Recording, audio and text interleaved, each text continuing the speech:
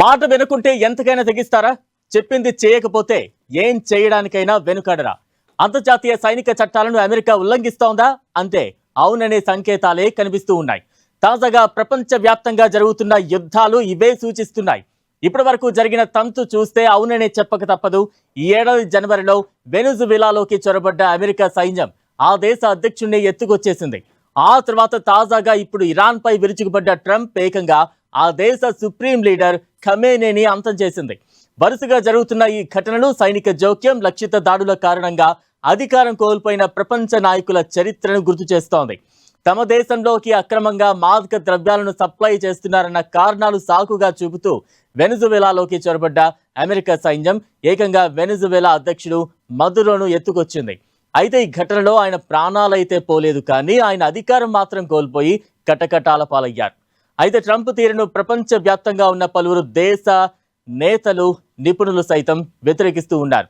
42 ఏళ్ల పాటు లిబియాను పాలించిన ఆ దేశ నేత గడాఫీకి సైతం ఖమేనీ గతే పట్టింది.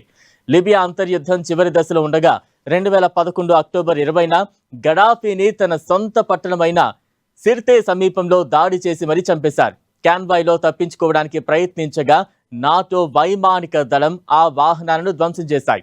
దాడి నుంచి ప్రాణాలతో బయటపడిన గడాఫీ డ్రైనేజీ పైప్లో దాక్కుని ఉండగా తిరుగుబాటుదారులకు చిక్కాడు. 2003లో అగ్రరాజ్యం అమెరికా ఇరాక్ పై దండయాత్ర చేపట్టింది. ఆపరేషన్ రెడ్ డాన్ పేరిట చేపట్టిన ఆ దండయాత్రలో ఆ దేశ అధ్యక్షుడు సద్దాం హుసేన్ ప్రత్యర్థులకు చిక్కాడు. సమీపంలోని ఒక ఫామ్ హౌస్ లో చిన్న భూగర్భ బిలంలో దాక్కుని ఉన్న సద్దాం హుసేన్ ను డిసెంబర్ 13న అదుపులోకి తీసుకున్నారు. అలాగే 1982 నాటి దుజైల్ ఊచకోతకు శిక్షగా ఇరాకీ స్పెషల్ ట్రిబ్యునల్ ఆయనకు ఉరిశిక్ష విధించింది. డిసెంబర్ 30, 2006న బాగ్దాద్లో ఆయనను ఉరి తీశారు. ఇక 1987 అక్టోబర్ 15 బుర్కినా ఫాసోలో ఓ చీకటి అధ్యాయంగా చెబుతూ ఉంటారు. ఎందుకంటే బుర్కినా ఫాసో విప్లవ నాయకుడు థామస్ సంకారా 1987 అక్టోబర్ 15న ఆ దేశ రాజధాని ఔగాడౌగౌలో జరిగిన సైనిక తిరుగుబాటులో మరణించారు. ఆయన సన్నిహితుడు బ్లేజ్ కాంపోరే నేతృత్వంలోని హిట్ స్క్వాడ్ ప్రెసిడెన్షియల్ ప్యాలెస్ లో జరుగుతున్న ప్రభుత్వ సమావేశంపై దాడి చేసి సంకారాతో పాటు మరో 12 మంది అధికారులను కాల్చి చంపారు. ఇక 1981లోనూ ఈజిప్ట్లో కైరోలో ఆ దేశ అధ్యక్షుడిపై దాడి జరిగింది. ఆ దేశ అధ్యక్షుడు అన్వర్ సాదత్ ను 1981 అక్టోబర్ 6న విజయ్ పరేడ్ జరుగుతుండగా హత్య చేశారు.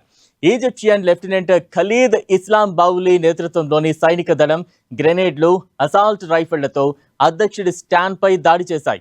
ఆనాడు జరిగిన శాంతి ఒప్పందాన్ని వ్యతిరేకిస్తూ ఇజ్రాయెల్ను అధికారికంగా గుర్తించిన మొదటి అరబ్ దేశంగా ఈజిప్ట్ నిలిచింది. ఇందుకు సంబంధించిన క్యాంప్ డేవిడ్ ఒప్పందంపై సంతకం చేసినందుకు ఈజిప్షియన్ ఇస్లామిక్ జిహాద్ సభ్యులు సాదత్ను లక్ష్యంగా చేసుకుని ఈ దారుణానికి ఒడిగట్టారు. ఇక 1961 జనవరి 17న కటాంగా ప్రావిన్స్ లో రిపబ్లిక్ ఆఫ్ కాంగోకు ప్రజాస్వామికంగా ఎన్నికైన మొట్టమొదటి ప్రధాని ప్యాట్రిస్ లుముంబాను ఉరి తీశారు. అత్యంత ఖనిజ సంపద కలిగిన కాంగో కోల్డ్ వార్ సమయంలో సోవియట్ యూనియన్తో చేతులు కలపకుండా నిరోధించడానికి అమెరికాకు చెందిన CIA, బెల్జియం నిఘా సంస్థలు పక్కా ప్లాన్ చేసి మరీ అటాక్ చేశాయి. జోసెఫ్ డిసెరే మొబూటు నేతృత్వంలోని సైనిక తిరుగుబాటు ద్వారా పదవి కోల్పోయిన లుముంబా తన రాజకీయ స్థావరానికి చేరుకునేందుకు ప్రయత్నిస్తుండగా పట్టుబడ్డాడు. ఆ తర్వాత ఆయన్ను తీసుకువెళ్లి ఉరివేశారు. ఇలా నాటి రిపబ్లిక్ ఆఫ్ కాంగో ప్రెసిడెంట్ నుంచి నేటి ఇరాన్ సుప్రీం లీడర్ ఖమేనీ అంతం వరకు జరిగిన పరిణామాలను నిశితంగా పరిశీలిస్తే అగ్రరాజ్యం, సైనిక జోక్యం సహా లక్షిత దాడుల వల్ల అధికారాలను కోల్పోయిన ప్రపంచ నాయకుల చరిత్రను మరోసారి గుర్తు చేసింది. కారణాలు ఏమైనా సరే ప్రపంచ దేశాలు ప్రశాంతంగా ఉండాలంటే ఈ తీరు కరెక్ట్ కాదని పలువురు నిపుణులు చెబుతున్నారు. ప్రస్తుతం అవలంబిస్తున్న ఈ తీరు ప్రపంచ యుద్ధాలకు దారితీస్తుందని నిపుణులు అభిప్రాయపడుతున్నారు.